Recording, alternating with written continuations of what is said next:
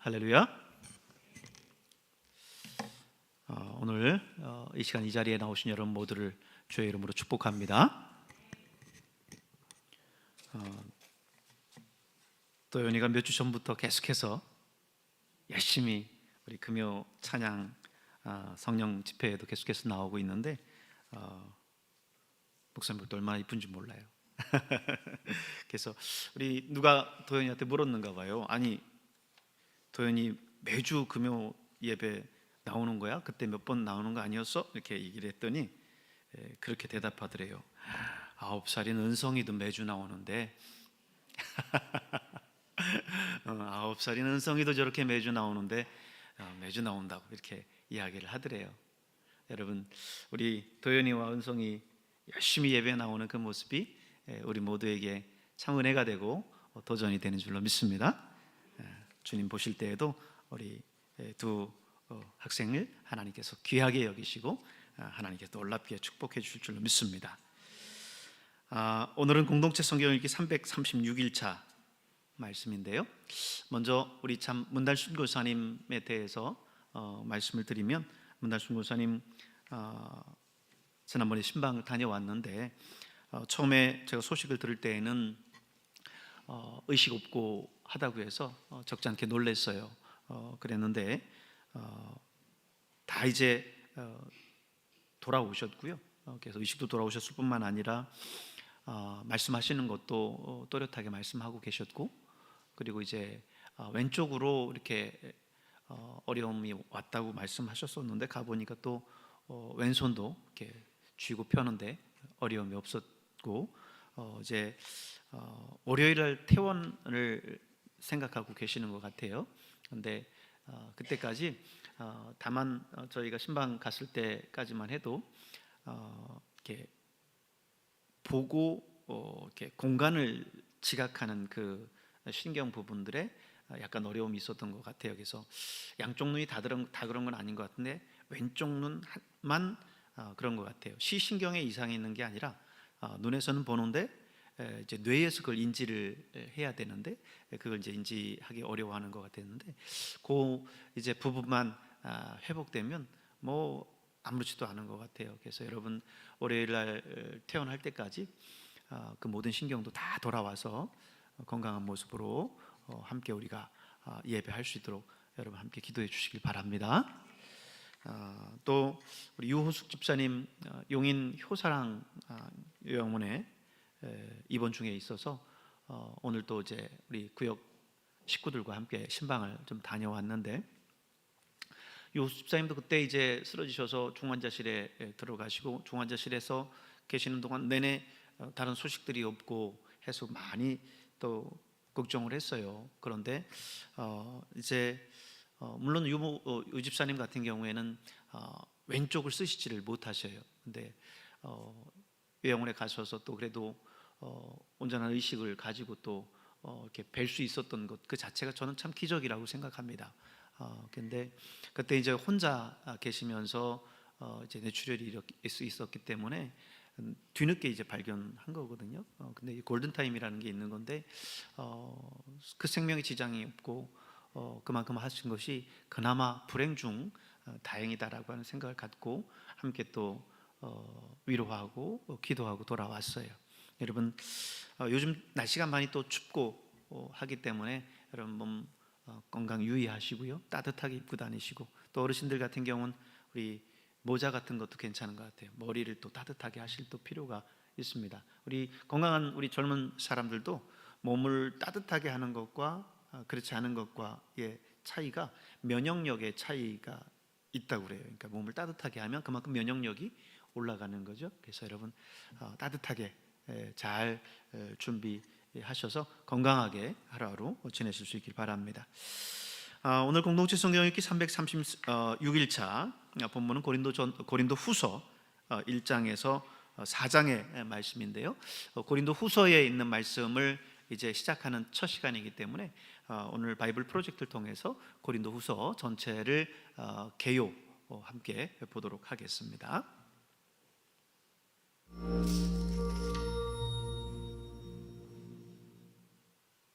고린도 후서 이 책은 우리가 가진 성경에서 후서 또는 두 번째 서신으로 불리지만 사실 그 속에는 바울이 고린도 교회에 그보다 많은 서신을 보냈다는 단서가 여럿 있습니다.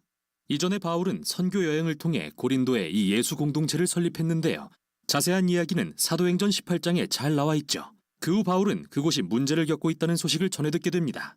그래서 그는 문제들을 해결하기 위해 우리가 고린도전서라 부르는 서신을 보냈는데 많은 교인이 그의 가르침을 거부하고 그의 권유에 반기를 들었던 것으로 보입니다. 고린도 후서에는 이 때문에 근심의 방문이라 불린 바울의 개인적인 방문 사실이 나옵니다. 그 후 애통한 마음과 많은 눈물로 쓴 서신을 보내기도 했고요. 이 모든 노력 끝에 전체는 아니지만 대부분의 고린도 교인들이 자신들의 오만함을 깨닫고 바울에게 용서를 구했으며 그와 화해하기를 바랐죠. 이에 바울은 그의 사랑과 헌신을 확신시키기 위해 이 서신을 썼습니다. 이 서신은 크게 세 단락으로 나누어지며 각기 다른 주제를 다룹니다. 바울은 먼저 그와 고린도 교회 사이에 화해를 이룹니다. 8장과 9장에서는 미뤄지고 있는 구제 문제를 다룹니다. 그리고 마지막 단락에서는 여전히 그를 거부하는 일부 교인들을 향해 권면합니다. 자, 그럼 이제부터 자세히 살펴보죠. 바울은 자비와 위로의 하나님을 찬양하며 서신을 시작합니다. 그와 고린도 교회가 분열과 분쟁을 겪는 동안 평안과 격려를 허락하신 하나님께 감사를 드립니다. 그는 일명 근심의 방문 이후 긴장을 늦출 수 없었다는 사실을 인정합니다. 또한 그들을 용서했으며 솔직하고 진실한 관계를 갖고 싶다는 마음을 밝힙니다. 그런데 애초에 그들은 왜 바울을 거절했던 걸까요? 이 서신을 더 읽다 보면 그들이 바울을 지도자로서 인정하지 않았다는 게 드러납니다. 그는 가난했습니다. 육체 노동으로 겨우 생계를 유지했죠. 또한 박해와 고난이 그를 떠나지 않았고 자기 집도 없었습니다. 더욱이 그는 대중연설가로서 그리 훌륭하지 않았습니다. 그래서 그보다 부유하고 인상적인 교회 지도자들을 접한 고린도 교인들은 그 후로 그를 낮추어 보기 시작했습니다. 사실 그를 부끄럽다고 여겼죠. 이에 바울은 먼저 그들이 단지 부와 화려한 언변을 기준으로 이 지도자들을 높이는 것은 예수님에 대한 배신이며 완전히 비뚤어진 가치관을 보여준다고 지적합니다. 바울은 진정한 그리스도인 리더십은 높은 지위나 자기를 드러내는 것이 아니라고 말합니다. 그는 자기 자신과 다른 사도들을 왕이신 예수님께 이끌려 승리의 행진에 참여하는 종들로 묘사합니다. 바울이 할 일은 자신을 높이는 게 아니라 사람들을 높으신 한 분, 예수님께로 인도하는 일입니다. 그러고 나서 바울은 최근 고린도 교인들이 그의 권위와 자격을 입증할 추천서를 요구했음을 암시하는 말을 합니다. 바울에겐 정말 말도 안 되는 소리입니다. 그가 아니면 이 교회는 존재하지도 않았을 테니까요. 그래서 그는 그들이야말로 자신이 참된 지도자라는 증거이자 추천서라고 말하는데요. 그는 재치 있게 예레미야와 에스겔 선지자의 말을 인용해서 하나님의 영이 그들의 마음에 자신에 대해 새 언약의 일꾼으로서 추천서를 써주셨다고 설명하죠. 고린도 교인들은 이 외에 어떤 증거도 필요하지 않습니다. 여기서 바울의 새 언약에 대한 언급은 두 언약에 대한 긴 비교로 이어집니다. 모세를 통해 맺은 하나님과 이스라엘 사이의 옛 언약, 그리고 예수님과 성령을 통해 맺은 하나님과 고린도 교인들 사이의 새 언약이 그것이죠. 시내산에서 받은 옛 언약은 실로 영광스러웠습니다. 모세의 얼굴이 하나님의 영광으로 빛났습니다. 비록 사라질 광채였지만요. 말할 것도 없이 그 언약의 율법은 이스라엘을 진정으로 변화시킬 능력이 없었습니다. 그러나 이에 비해 새 언약은 훨씬 더 영광스럽습니다. 부활하신 예수님은 하나님의 영광의 본체이시며 영원히 살아계시기 때문이죠. 또한 그분의 영이 지금도 사람들을 더욱 신실하게 변화시키고 계십니다. 바로 예수님처럼 말이죠. 놀라운 소식이 아닐 수 없습니다. 과연 누가 하나님의 영광에 참여하고 싶지 않을까요? 그러나 바울은 이어서 십자가의 역설이 어떻게 고린도 교인들의 영광과 성공에 대한 생각을 뒤집어 놓는지 알려줍니다. 결국 예수님이 왕으로서 영광스럽게 높임받으신 건 고난과 십자가형 그리고 죽음을 통해서였습니다. 십자가에서 예수님은 하나님의 구원을 드러내셨고 인류와 하나님의 화해를 위해 세상의 죄를 지고 죽으셨죠. 나아가 십자가는 하나님의 성품, 즉 남의 유익을 위해 자기를 희생하고 고난받는 완전한 사랑을 드러냅니다. 이는 또한 십자가를 닮은 새로운 삶의 방식을 보여줍니다. 바울의 목표는 십자가를 그의 삶과 사역의 본으로 삼는 것이었죠. 비록 그의 사도직이 겸손과 고난과 가난으로 대변되기는 하지만 그건 모두 고린도 교인들을 섬기기 위해서였습니다. 그러므로 그들이 바울의 가난과 고난을 못마땅히 여긴다면 예수님도 그렇게 여기는 게 됩니다. 실제로 바울의 삶의 방식과 리더십은 그가 십자가에 달리시고 부활하신 예수님을 진정으로 대변한다는 증거입니다. 그는 진심으로 고린도 교회와 화해하길 원하지만 그들이 변화되어 이 십자가의 역설을 받아들이는 것이 우선이라고 생각합니다. 열정적인 호소를 마친 바울은 이제 미뤄지고 있는 구제 문제를 다룹니다. 당시 예루살렘의 유대인 그리스도인들은 기근으로 가난에 허덕였습니다. 그래서 바울은 새로 개척한 이방인 중심의 교회들로부터 헌금을 모으던 중이었죠. 그들은 모두 예수 그리스도 안의 연합의 상징으로서 구제 물품을 보냈고 많은 교회가 기쁜 마음으로 참여했습니다. 그러나 바울과 갈등을 겪고 있던 고린도 교회는 모금이 부진한 상태였고 바울이 볼 때 이는 단지 돈의 문제가 아니라 고린도 교인들이 그리스도의 복음으로 변화되지 않았다는 또 다른 신호였습니다. 복음의 본질은 관대함에 대한 것이기 때문이죠. 여러분은 우리 주 예수님의 관대한 은혜를 알고 있습니다. 그리스도께서는 부요하나 여러분들을 위해서 가난하게 되셨습니다. 그것은 그의 가난으로 여러분을 부요하게 하시려는 것입니다. 바울은 금전적 비유를 들어 복음을 이야기하고 있습니다. 예수님은 그분의 영광스러운 명예와 부요를 포기하시고 가난한 종의 모습으로 죽기까지 낮아지셨습니다. 죄와 사망으로 가난해진 자들을 높이시고 하나님의 풍성한 은혜를 통해 부요케 하시기 위해서 말이죠. 그리스도인이 된다는 것은 이 복음을 마음 깊이 새겨서 더욱 관대하게 자신의 삶과 소유를 기꺼이 나누어 남을 돕는 사람으로 변화되는 것을 의미합니다. 마지막 단락에서 바울은 고린도 교회와의 갈등의 주요 원인인 거짓 지도자들, 그가 슈퍼 사도들이라고 비꼬아 부르는 자들의 초점을 맞춥니다. 이들은 고린도로 건너와 자기를 높이면서 바울을 가난하고 실패한 지도자라고 비방하고 다녔죠. 이에 바울은 자랑처럼 들리는 것을 무릅쓰고 말합니다. 저들이 정말 자격을 비교하고 싶은가 보죠? 그는 그들보다 뒤질 게 전혀 없습니다. 히브리 성경 전문가라고요. 바울도 그렇습니다. 그는 다름 아닌 바리새인이었습니다. 즉 성경 전체를 암기했다는 말이죠. 예수님에 대한 뛰어난 지식을 자랑한다고요. 바울은 실제로 부활하신 예수님을 만나 시간을 보냈고 예수님이 계신 하늘에 올라가는 환상도 경험했습니다. 그러나 무엇보다도 바울은 일생을 예수님을 전하는 데 바쳤습니다. 그는 안락과 안정을 포기했고 고린도 교회에 절대 돈을 요구하지 않았습니다. 큰 돈을 요구한 거짓 사도들과는 달리 스스로 생계를 유지했습니다. 하지만 바울은 이러한 업적을 자랑하지 않겠다고 말합니다. 이런 것들은 그리스도인에게 전혀 중요한 게 아니기 때문이죠. 대신 그는 자신의 흠과 약함을 자랑하겠다고 말합니다. 그의 부족함 가운데 예수님의 사랑과 자비가 발견되기 때문이죠. 예수님이 바울에게 내 은혜가 내게 족하다, 내 능력이 약한 데서 완전하게 된다라고 하신 것처럼요. 바울은 고린도 교회를 향한 엄중한 경고로 서신을 마칩니다. 그들은 바울과 그의 삶의 방식을 무시하고 거짓 사도들을 사랑하는 자기 자신을 점검해야 합니다. 이는 그들이 근본적으로 예수님이 누구신지 이해하지 못하고 있음을 보여줍니다. 바울은 예수님의 변화된 제자답게 살지 못하는 그들을 그분의 사랑 앞에 겸손하도록 다시 한번 초대합니다. 고린도후서는 우리에게 바울의 삶과 그리스도의 십자가의 역사를 들여다볼 수 있는 매우 특별한 창을 제공합니다.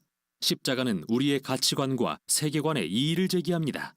우리는 성공, 교육, 부와 같은 것에 가치를 두지만 하나님은 겸손과 약함에 가치를 두십니다. 그분의 사랑과 능력은 예수님의 고난과 죽음 그리고 부활을 통해 드러났기 때문이죠. 또한 십자가는 예수님의 제자들이 성령을 통해 능력을 받고 변화되어 그분의 십자가를 닮은 삶을 살 수 있도록 합니다. 이게 바로 고린도후서가 전하는 내용입니다.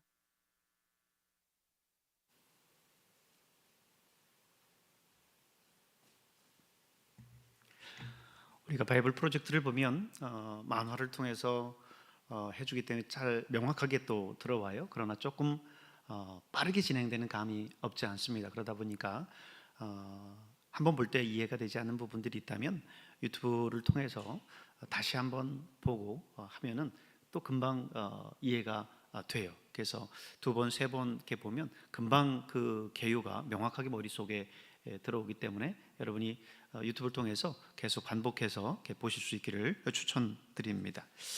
오늘은 공동체 성경 읽기 이제 본문이 1장에서 4장 말씀인데요.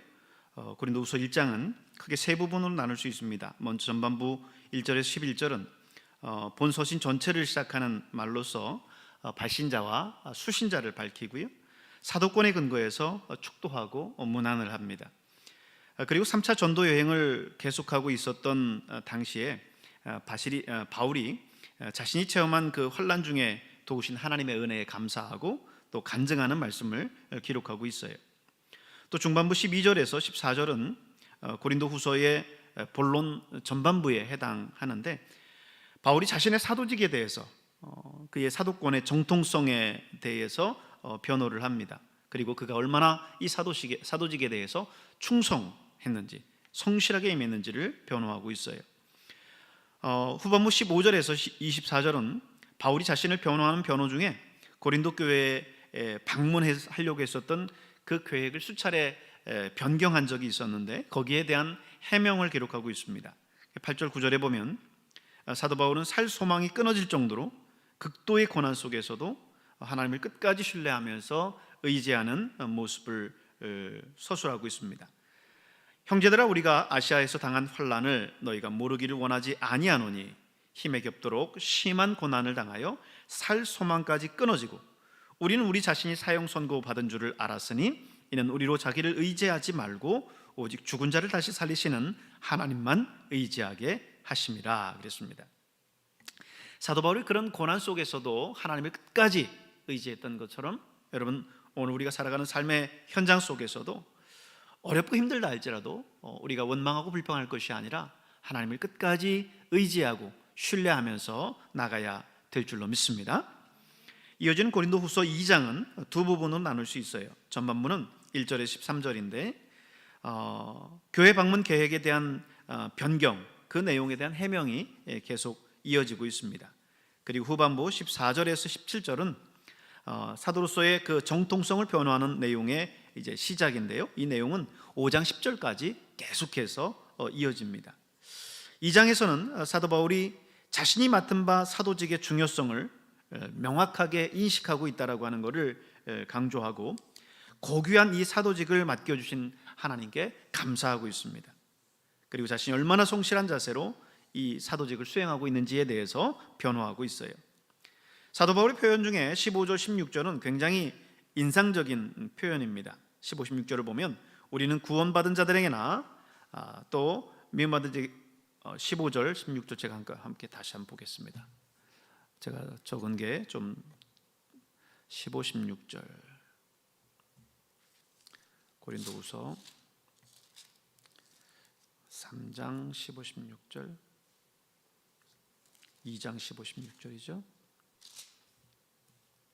우리는 구원받은 자들에게나 망하는 자들에게나 하나님 앞에서 그리스도의 향기니 이 사람에게는 사망에로부터 사망에 이르는 냄새요 저 사람에게는 생명으로부터 생명에 이르는 냄새라 누가 이 일을 감당하리요 라는 표현을 했는데 우리는 그리스도의 향기다라고 이제 표현을 하고 있어요. 그리고 우리는 생명에 이르는 냄새다 이렇게 이야기를 하고 있습니다. 여러분 주변의 사람들에게 어떤 냄새를 풍기고 있습니까? 정말 죄로 말미암아 세상으로 썩어 있는 냄새나는 그런 냄새를 풍기고 있는지 아니면 내 안에 있는 예수 그리스도의 그 향기를 그들에게 뿜어내고 있는지 우리 자신을 돌아볼 수 있길 바랍니다. 이어지는 고린도후서 3장은 크게 두 부분으로 나누는데 전반부 1절에서 5절은 고린도 교회 내에서 일고 있는 사도 바울의 사도권에 대한 불신, 이 불신에 대해서 해명하는 내용입니다. 사도 바울은 구구절절히 이 내용들을 변명하기에 앞서서 내가 이 고린도 교회에 있는 성도들 한 사람 한 사람을 전도했고 그들이 구원받아서 오늘 하나님의 성도가 되어 있는 이 자체가 이미 나를 사도로서 증명하는 거다라고 이야기를 합니다. 다시 말해서 고린도 교회 성도들 한 사람 한 사람이 바울이 사도됨을 추천하는 영적인 추천서나 다름이 없다라고 이야기를 하는 거죠. 이어지는 후반부 6절에서 18절은 자신의 전도로 고린도 교회 교우들이 성도가 되는 것 외에 또 다른 추천서가 필요치 않다 이렇게 주장하고 있습니다.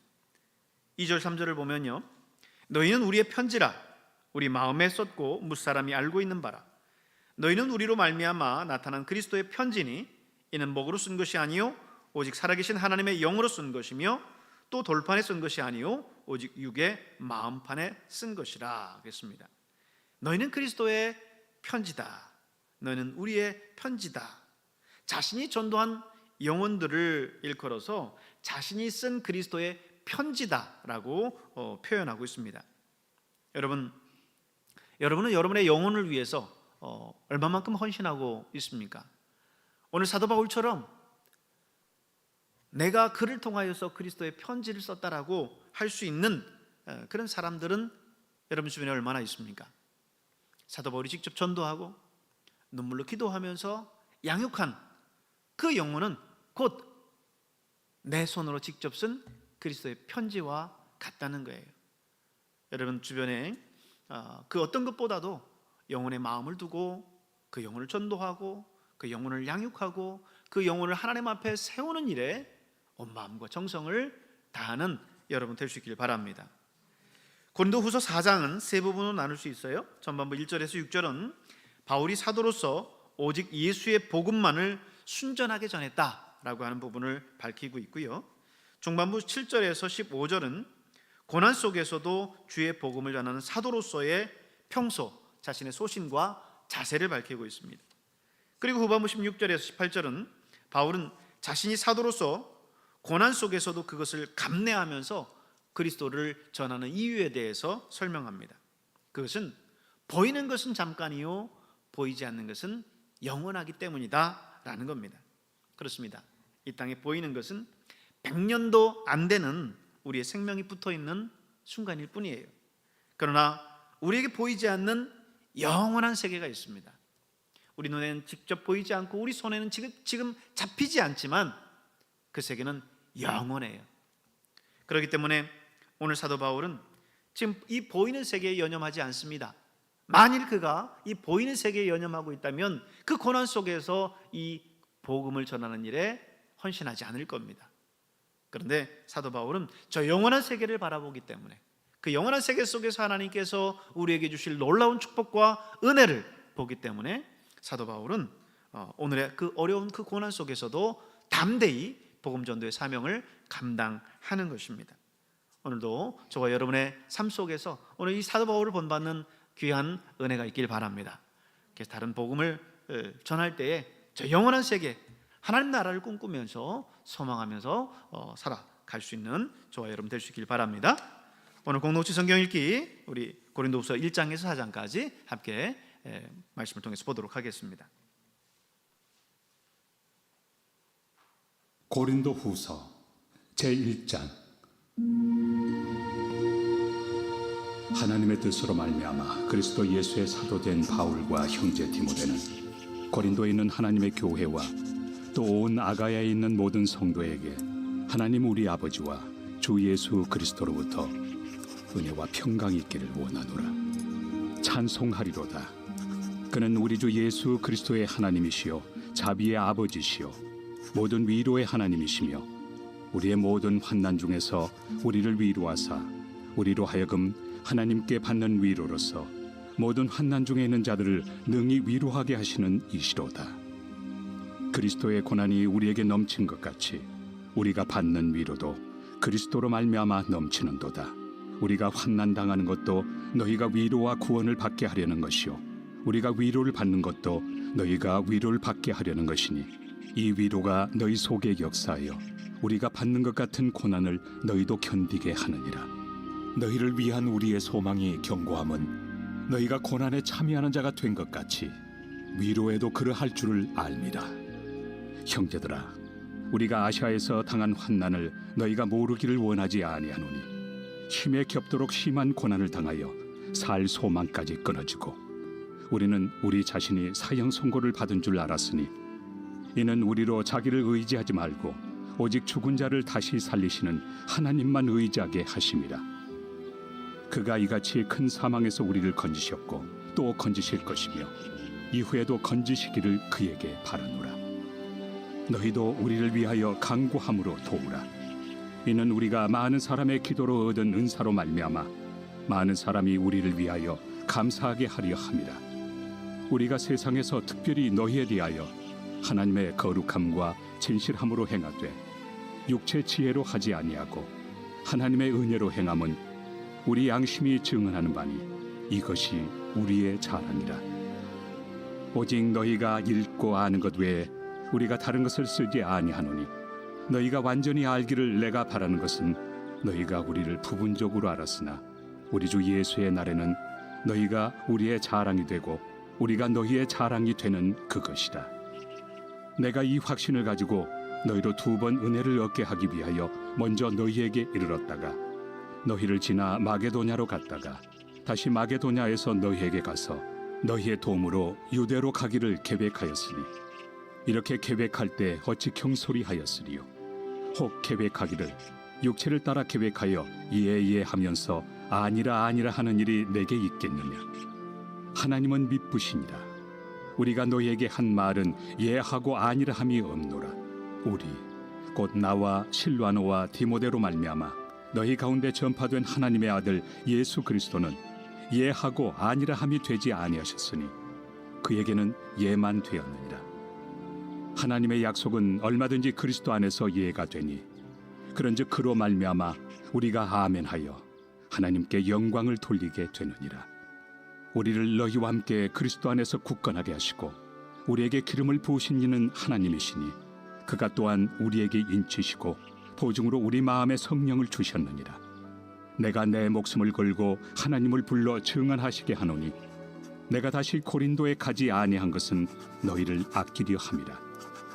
우리가 너희 믿음을 주관하려는 것이 아니요 오직 너희 기쁨을 돕는 자가 되려 함이니 이는 너희가 믿음에 섰음이라.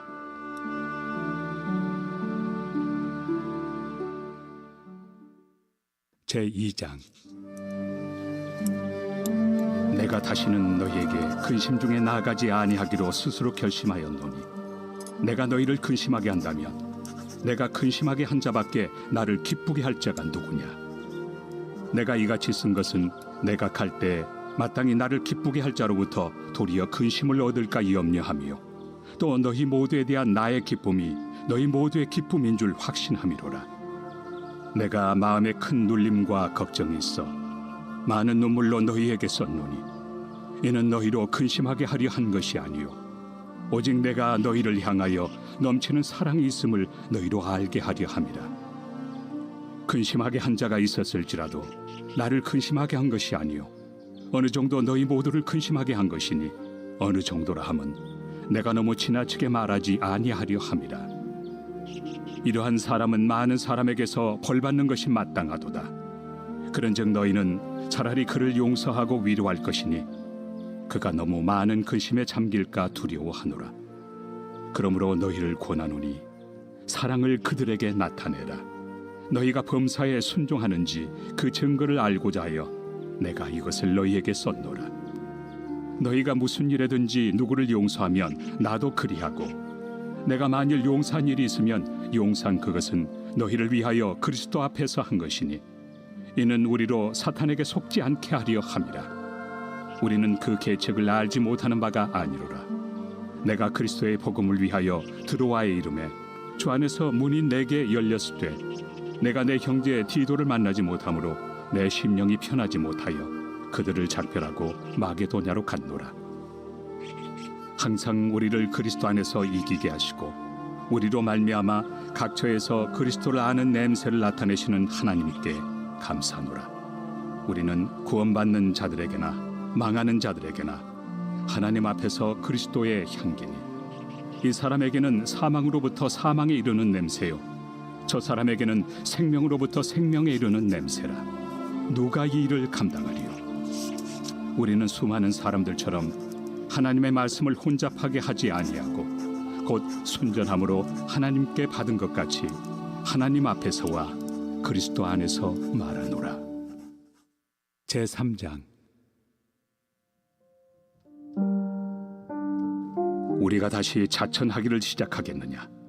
우리가 어찌 어떤 사람처럼 추천서를 너희에게 붙이거나 혹은 너희에게 받거나 할 필요가 있느냐? 너희는 우리의 편지라. 우리 마음에 썼고 무사람이 알고 읽는 바라. 너희는 우리로 말미암아 나타난 그리스도의 편지니 이는 먹으로 쓴 것이 아니요 오직 살아계신 하나님의 영으로 쓴 것이며 또 돌판에 쓴 것이 아니요 오직 육의 마음판에 쓴 것이라. 우리가 그리스도로 말미암아 하나님을 향하여 이 같은 확신이 있으니 우리가 무슨 일이든지 우리에게서 난 것 같이 스스로 만족할 것이 아니니 우리의 만족은 오직 하나님으로부터 나느니라. 그가 또한 우리를 새 언약의 일꾼 되기에 만족하게 하셨으니 율법 조문으로 하지 아니하고 오직 영으로 함이니 율법 조문은 죽이는 것이요 영은 살리는 것이니라. 돌에서 서새긴 죽게 하는 율법 조문의 직분도 영광이 있어 이스라엘 자손들은 모세 얼굴에 없어질 영광 때문에도 그 얼굴을 주목하지 못하였거든. 하물며 영의 직분은 더욱 영광이 있지 아니하겠느냐. 정죄의 직분도 영광이 있은즉 의의 직분은 영광이 더욱 넘치리라. 영광 되었던 것이 더 큰 영광으로 말미암아 이에 영광 될 것이 없으나 없어질 것도 영광으로 말미암았은즉 길이 있을 것은 더욱 영광 가운데 있느니라. 우리가 이 같은 소망이 있으므로 담대히 말하노니 우리는 모세가 이스라엘 자손들에게 장차 없어질 것의 결국을 주목하지 못하게 하려고 수건을 그 얼굴에 쓴 것 같이 아니하노라. 그러나 그들의 마음이 완고하여 오늘까지도 구약을 읽을 때 그 수건이 벗겨지지 아니하고 있으니 그 수건은 그리스도 안에서 없어질 것이라. 오늘까지 모세의 글을 읽을 때 수건이 그 마음을 덮었도다. 그러나 언제든지 주께로 돌아가면 그 수건이 벗겨지리라. 주는 영이시니 주의 영이 계신 곳에는 자유가 있느니라. 우리가 다 수건을 벗은 얼굴로 거울을 보는 것 같이 주의 영광을 보매 그와 같은 형상으로 변화하여 영광에서 영광에 이르니 곧 주의 영으로 말미암음이니라.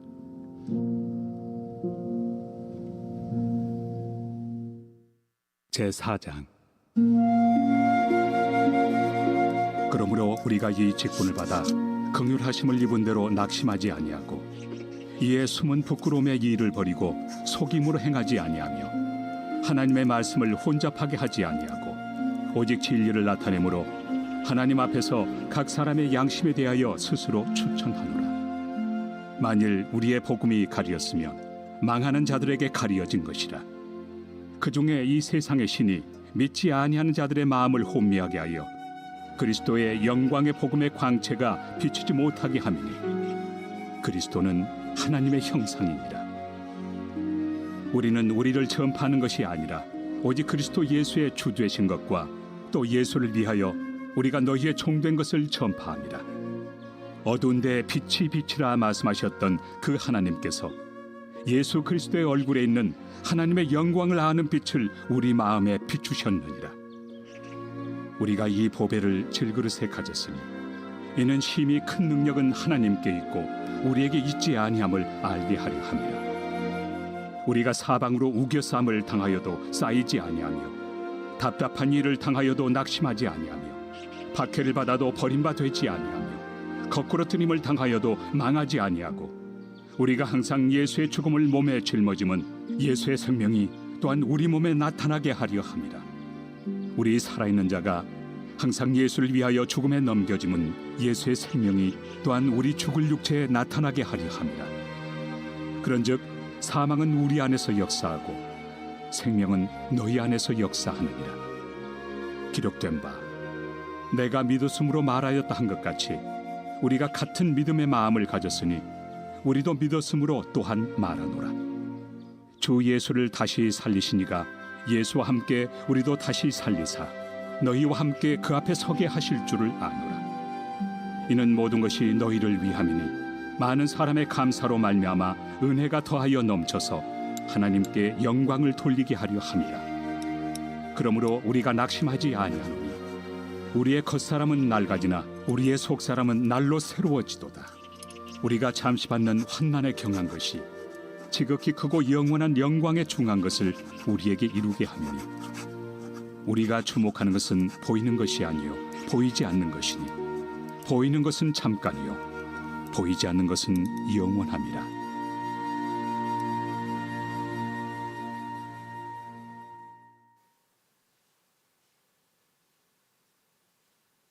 제26편 다윗의 시.